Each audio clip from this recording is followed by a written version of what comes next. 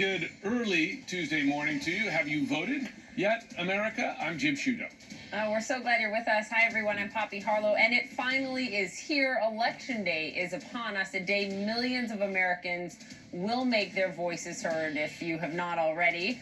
Joining the nearly 100 million people who have already cast their ballots, the race is like no other, at a time like no other. A worsening pandemic is shaping how we are all voting and impacting who many are voting for. Both candidates wrapping up their final and starkly different closing arguments just moments ago. We have to win, so that's it.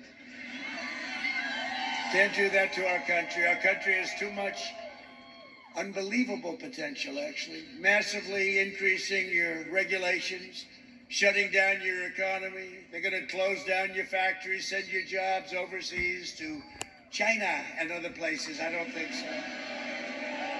Destroy the suburbs. Tomorrow, we can put an end to a presidency that's divided this nation and fan the flames of hate. Tomorrow, we can put an end to a presidency that has failed to protect this nation. Well, the good news, and there is good news, tens of millions of you have voted already safely, but the nation is on edge as the president deliberately cast doubt on the integrity of this election, even promising a court fight in Pennsylvania over legal mail-in ballots there. We're following all these headlines on this very important day. And of course this, a tradition, some of the very first ballots already cast in this election just minutes after midnight. Joe Biden taking all 5 votes in the tiny New Hampshire town of Dixville Notch. But let's begin with the bigger picture in a key swing state in this election with CNN's Sarah Murray in Pennsylvania. Sarah, what are you finding there?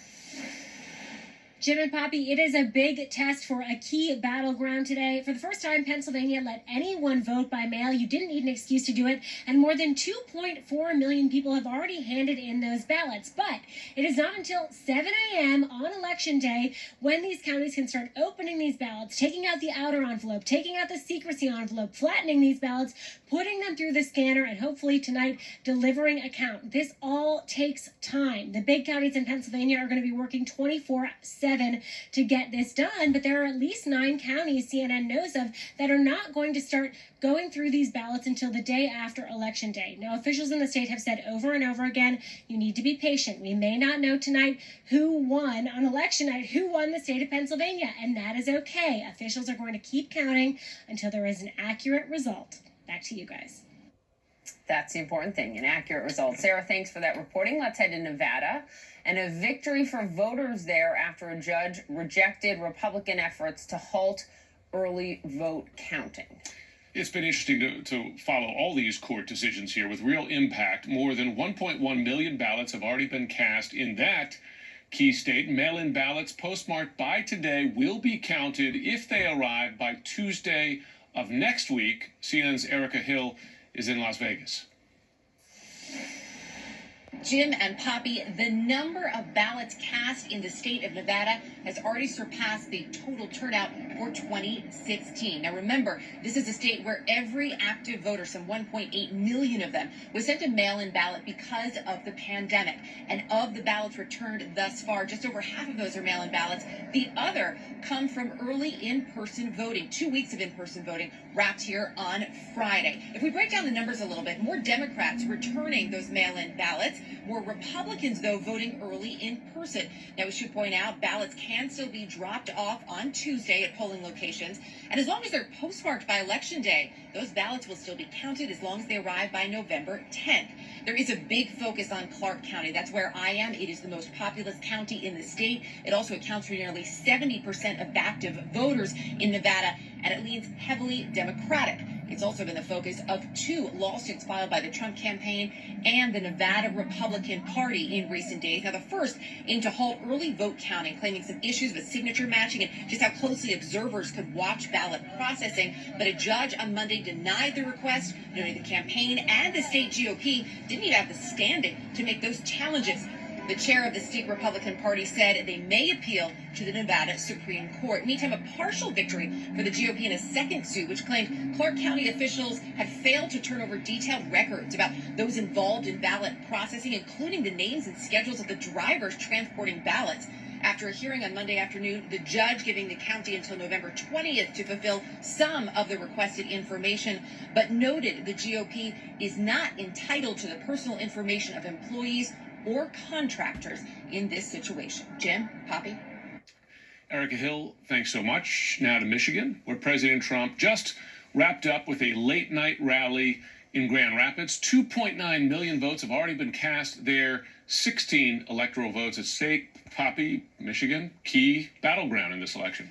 Absolutely. Our national correspondent Miguel Marquez is in Detroit for us at the convention center, where they're going to be counting the absentee ballots. Miguel. Jim, Poppy, here we go. I want to show you where we are here. This is the convention center in Detroit. It is now the place where all the absentee ballots are being counted in the city of Detroit. It is an absolutely massive, cavernous location. Hundreds of employees have been working here all day, as well as challengers. 2 challengers were actually removed from the room today because one wasn't wearing their mask properly, another one was wearing a Halloween mask. This is the important bit. So what they're doing today is they are sorting the ballots, getting them ready to be counted tomorrow. They can only process them right now.